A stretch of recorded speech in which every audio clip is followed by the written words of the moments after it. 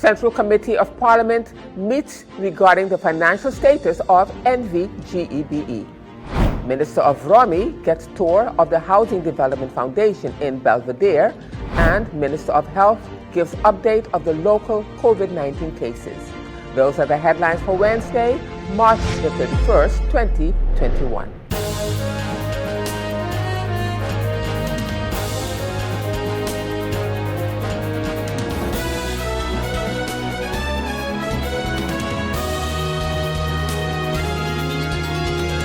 Good evening, viewers. This is SXM Daily News, and I'm Valerie Van Putten. Thank you so much for joining me this evening. And as usual, we have a full newscast prepared for you, so let's get started. In our first story, the Minister of Public Health, Labor and Social Affairs, the Honorable Richard Panafleck, gave reporters the current updates of the local COVID cases on this morning's Council of Ministers weekly press briefing. The health minister also announced that yesterday he became part of the solution as he received his COVID-19 vaccine. The minister also brought reporters up to speed about the shipment of the fourth batch of the COVID vaccine, which he says is due to arrive next week. As of March 31st, 2001,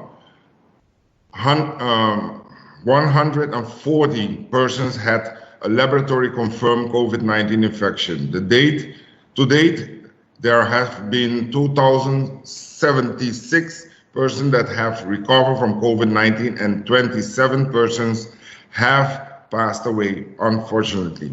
There are currently 37 cases that are recently being monitored by CPS.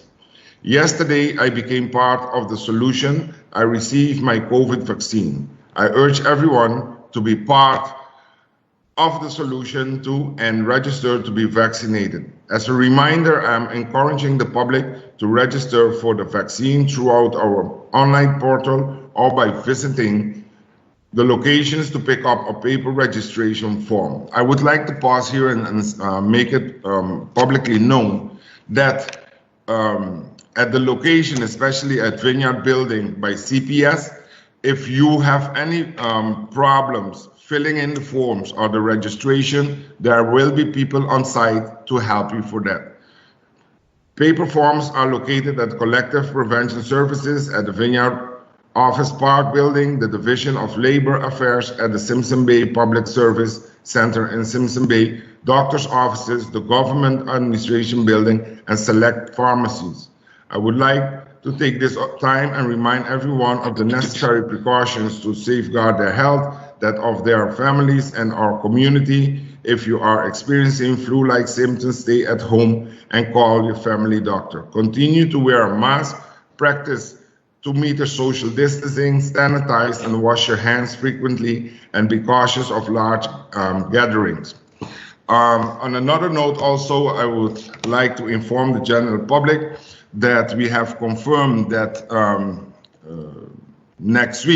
by next week, we will be receiving our third and Thursday the fourth batch, so we will get them grouped up. The amount of people registering, as we can see out of the stats, is growing. And as long as the people are coming forward, registering and getting vaccinated, we will continue getting the necessary vaccines to be able to vaccine our residents of St. Martin Dutch side. So I would like to make use of this opportunity for everybody to really think good, check with your general practitioner, talk to whoever you want, but at the end, just make sure that you're part of the solution and register and get your vaccine. I would like to request the youngsters among us to talk to your elderly and bring them along, get them registered so that they can get the vaccine. As far as we know so far, we're getting Pfizer. We will continue getting Pfizer, but that is no assurance that in the future, because I hear a lot of people telling me, yes, not yet, I'm waiting, and all those kind of things. Yeah, you can continue waiting, but then you don't know what you will get by the time that you decide. So make sure to make use of this opportunity and get yourself vaccinated. And right now, anybody that say that they're reading all kind of things all over the wide web, you will see that Pfizer is still number uno, and that's what we're giving to the general public. And in other news, the House of Parliament met in a Central Committee meeting earlier today, Wednesday, March the 31st. This meeting was requested by MPs Westcott Williams, M.D. Gums, C.A. Buncamper, and G.S. Heiliger Martin. The Minister of Public Housing, Spatial Planning, Environment, and Infrastructure was in attendance.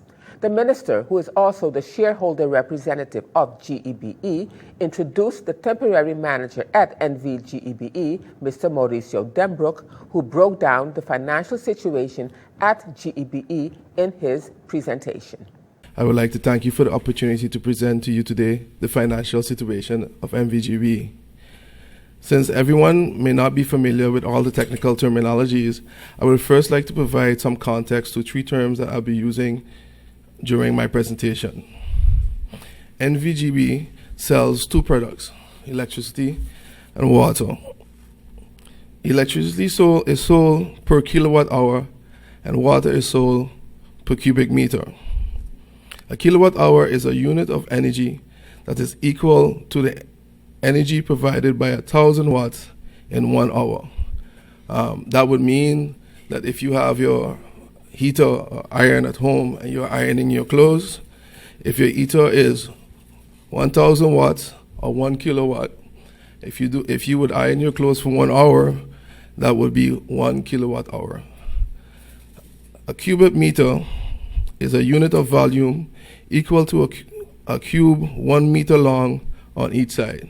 Therefore, if you have a cube of 1 meter by 1 meter by 1 meter, you fill it with water, that would be 1 cubic meter of water.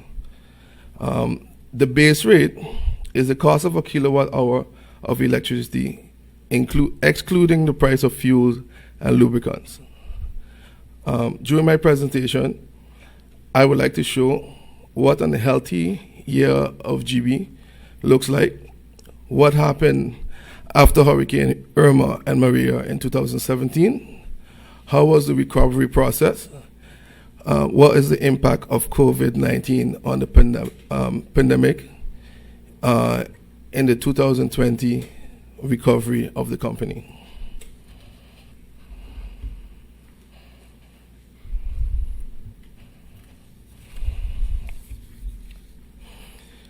GB has 17,879 domestic electricity clients, 3,159 commercial electricity clients, 15 industrial electricity clients. We have a total of 21,053 electrical clients, and we have 18,098 domestic clients, 2,406 commercial clients, and 16 industrial clients in regards to water. If you look at the next chart, we see in 2016 the kilowatt hour productions and sales.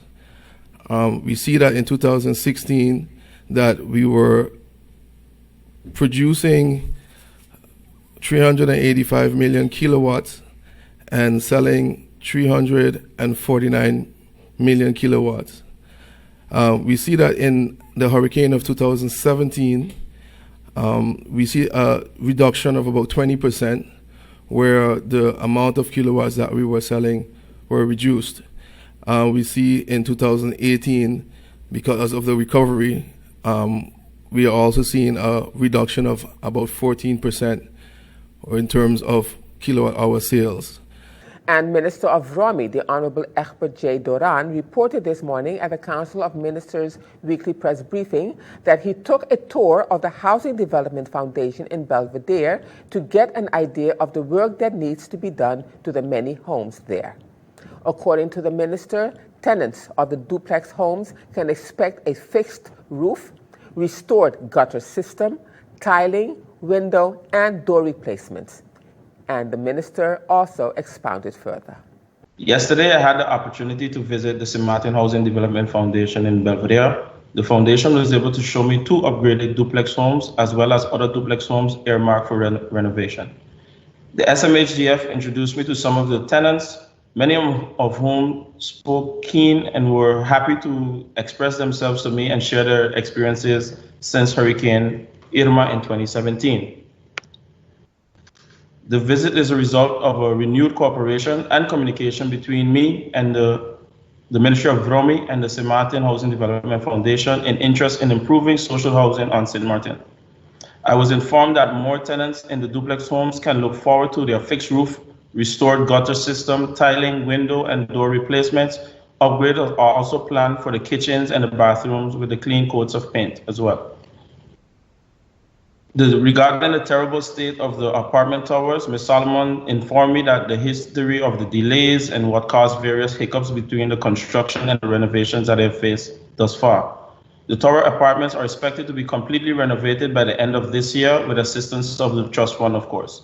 In the case of the duplex home, SMHDF itself had already made their own refinancing arrangements with the bank in order to provide the necessary capital for the work that needs to be carried out. I was told that I can expect to see much more progress and happy tenants when I make my next visit to see how far the renovations have gone, and hopefully this will be realized before the hurricane season that is upcoming June. I really look forward to this happening because we know what the residents of Belvedere have been going through for all these years, and Hurricane Irma also made it very worse. So I really look forward to that happening. And in his capacity as Deputy Prime Minister, the Minister of VROMI also gave reporters an update of the Kingdom Consensus Law and the country packages arrangement. Updates from the Office of the Prime Minister. I want to update you on the Kingdom Consensus Law and also the country packages arrangement. Today, in my capacity as Deputy Prime Minister, I'd like to render update on these points. Yesterday, on the 30th of March, Prime Minister Sylvia Jacobs was invited to an informal meeting between the State Secretary of Interior Kingdom Relations, Mr. Knops, and President of Parliament, Rolando Bryson. This meeting, though casual, was positive and friendly in nature and has allowed for ongoing dialogue in order to arrive to a solution. Once parties have come to a renewed understanding, I will be able to update the general public on the ongoing discussions. There was also an article that was released today. And now in news out of the island of Aruba, the Honorable Prime Minister of that country, Evelyn Waver Cruz, has tendered the resignation of her cabinet to the governor. She did so following reports of alleged embezzlement of public funds levied against coalition party POR. On Tuesday, it was announced that the Public Prosecution Service had seized bank accounts of a foundation affiliated with the POR party. The leader of the party, Minister of Justice Adneen Abikar, distanced himself from the POR in a written statement, according to reports. The party was already discredited last year because of suspicions against another minister. Aruba's parliamentary elections are slated to take place on September the 24th of this year. However, this might change due to an earlier date as a result of the current situation. And still to come, independent member of parliament says he will be submitting an amendment to the old age pension law. And I'll have the details with that story and more when SXM Daily News returns.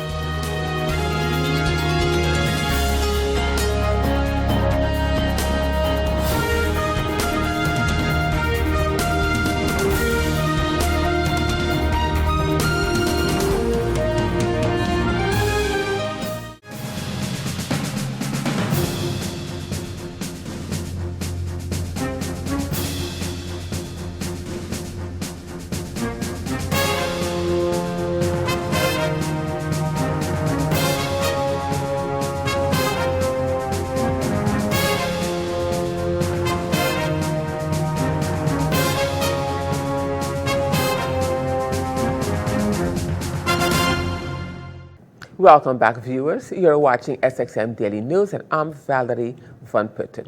As we continue now, Independent Member of Parliament, the Honorable Christophe Emmanuel, stated that he will be submitting an amendment to the old age pension law that would seek to have pensioners receive their monthly funds a few days before the first of every month.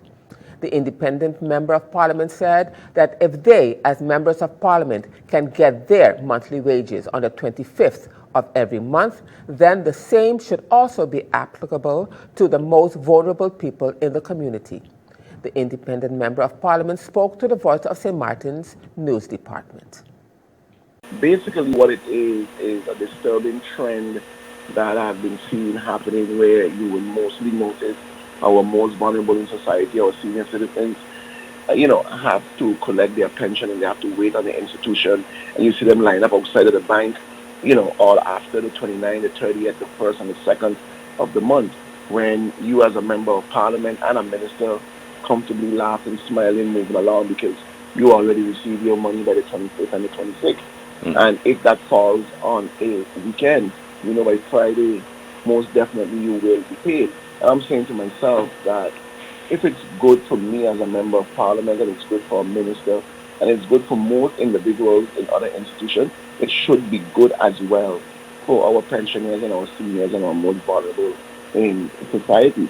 So in researching the law, it took some time, and when you listen to Justice Arun and having counsel with him as well, it's not that there is a definitive date that is put down in the law. What it's saying is that it should be done by the 1st. So the institutions are going by the 1st.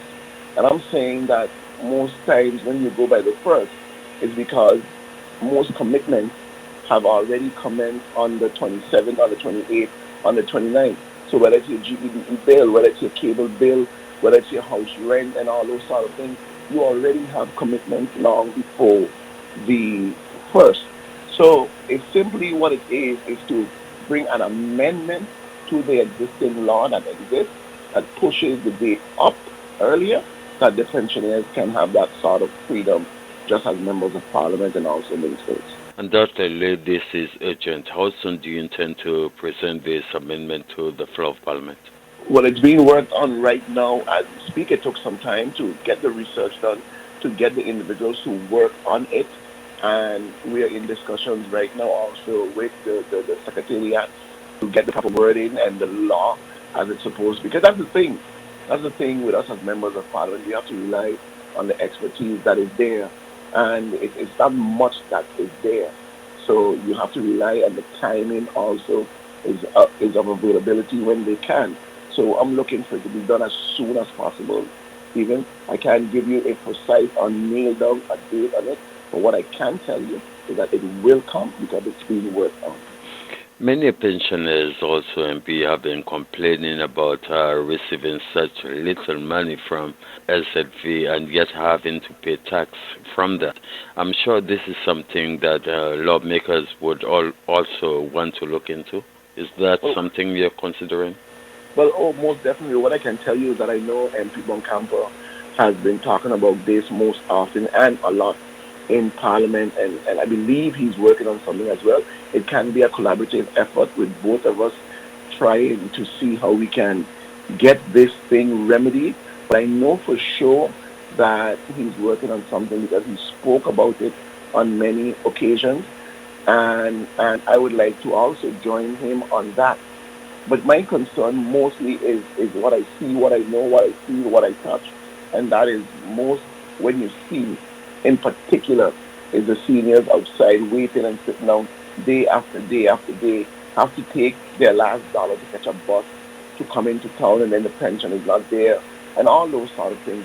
When I look at the release of the list that is coming out from SXM for our seniors, I am saying to myself, it's heart-wrenching, and it simply shows me the lack of care and empathy, because some of those dates fall on holidays, and then you question, then if it's fall on a holiday, when will it be available for our seniors? Will it be available for them to receive their funds before or after? And those are the questions that need to be asked.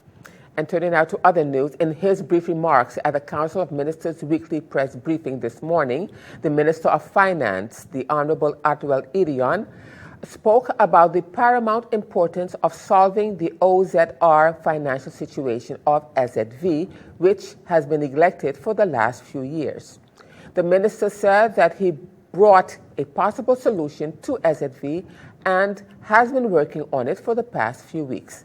The minister elucidated further. Government recognizes the paramount importance of solving the OZR financial situation with SZV that has been neglected for the last few years. We brought a possible solution to SZV and have been working on it for the last few weeks. The debt with OZR has been rising every single year, and we are hoping to be able to bring our solution in the next 2 to 3 weeks to the public once all parties are in agreement. So once again, we know the paramount importance of the OZR financial burden, and we have been working on it, and we hope to have an agreement hopefully signed in the next few weeks. And now in news out of the Netherlands, on Wednesday, the new parliamentarians elected on March 17th in the Dutch elections took the oath of office. One of the 59 MPs taking the oath on Wednesday afternoon in the Netherlands was the number 20 candidate on the slate of D66, Jorien Ruyter. She has, as one of her functions in the Dutch Second Chamber, the portfolio of Kingdom Relations, among others. Shortly after swearing-in ceremony on Wednesday, the Voice of St. Martin spoke to the MP Ruyter.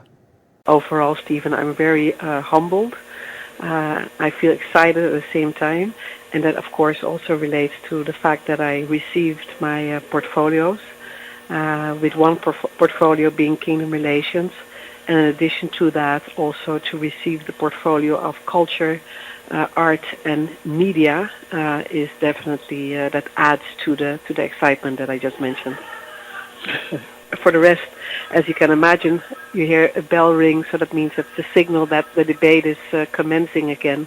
And the corridors of the second chamber are very authentic, are cultural monuments, but are also sometimes feel like as if I literally have to feel and find my way around.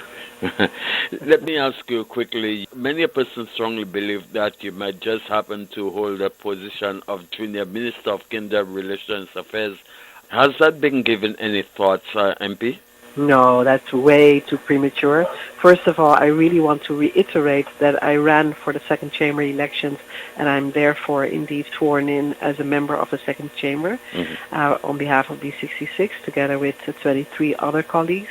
The process of formation will require its proper preparation, and that will definitely relate to the first phase of the exploration of which parties are aligned in their political ideology and campaign program, and only once you see that, you can then conclude which parties will then be invited to see if they can come to form government. And once that is the case, only then will you reach to the phase of who and which party will receive and request which portfolios. So I think it's way too premature to really have your eyes on a position of state secretary. That hasn't been my aim. My aim has really been to partake in the second chamber, and that means my focus will now also be for the startup really on the portfolios that I received, and that I will be there for the spokesperson on behalf of D66 and be a member on behalf of D66 in the committee Kingdom Relations. Finally, the work has now started for you as an MP in the Dutch Second Chamber. Forging ahead, what is first and foremost more important for Jorien Ruyter? First and foremost, I would like to get to know everybody, and that goes beyond the colleagues of the faction of D66. That also relates to getting to know members of parliament of other political parties, and there are many, as you know. That also relates to the second chamber organization, getting to know everybody that contributes in one way or the other, faction members, support officers, people that work in different capacities in the restaurant, etc. I think that is very, very critical that we don't forget the need to get to know one another, because then that makes it much easier than to also further than in the second step to explore possibilities to see where alliances and priorities can be addressed. You know, in the weeks ahead, I will really focus on the priorities and the focal points of my portfolios. Will then be able to really summarize and highlight where my priorities will lie, and then from there also ensure that I would reach out to the relevant social organizations, or in my case with Kingdom Relations, of course, also the Caribbean islands and countries and special municipalities, in order to form and expand that dialogue and consultation about the needs, the priorities, and how we can work together to bring forward solutions that can alleviate and enhance, all kind of issues that require urgent attention. And now, turning to our weather forecast for March the 31st, 2021. A tight pressure gradient due to the Atlantic high pressure system will maintain brisk winds for the next several days. Meanwhile, a weak perturbation will move towards the local area today. The increased moisture and instability will produce periods of cloudy skies and some isolated showers. Seas will continue to peak near 9 feet. Small craft operators and sea bathers should exercise caution. So the outlook through Friday midday, fair to partly cloudy and breezy with brief showers. Now let's turn to your 3-day forecast.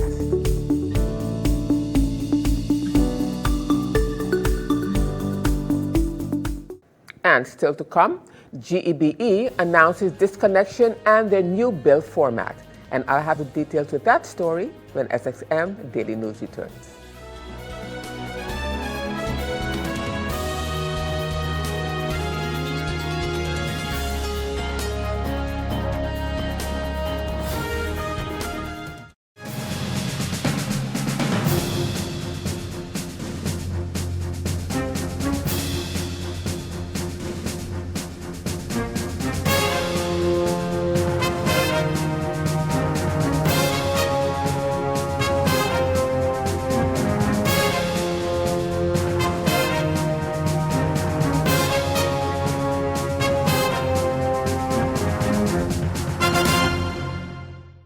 Welcome back, viewers. And as we end this edition of SXM Daily News for this evening, NVGEBE hereby informs the general public that disconnections will take place for the following areas during the week of March the 29th to the 2nd of April 2021. Belvedere, Middle Region, and Soccer Garden. Please take note of the following areas and make every effort to have your bills paid and settled on time. GEBE is open from 7:45 a.m. to 3 p.m. and they can be reached on the following numbers: 546-1112, 546-1113, 546-1100, or 546-1160. NVGEBE has also announced that their new bill format will be launched as of the 1st of April 2021. The new bill format has both the electricity and water bill on one page. The bill has been designed for an easier read. Clients will be able to easily find the contract account number, electricity amount, water amount, and a total of both water and electricity. If there is a previous outstanding, it will be shown, and then there will be a grand total of said bill. You are asked to feel free to contact the customer care department at customercare@nvgebe.com via the live chat or their WhatsApp number, which is 588-3117. And with that, viewers, we've come to the end of this edition of SXM Daily News for this evening and also this week. We will be taking a break, so we will be back soon. But until then, we want you to enjoy a safe Easter holiday. Bye-bye now.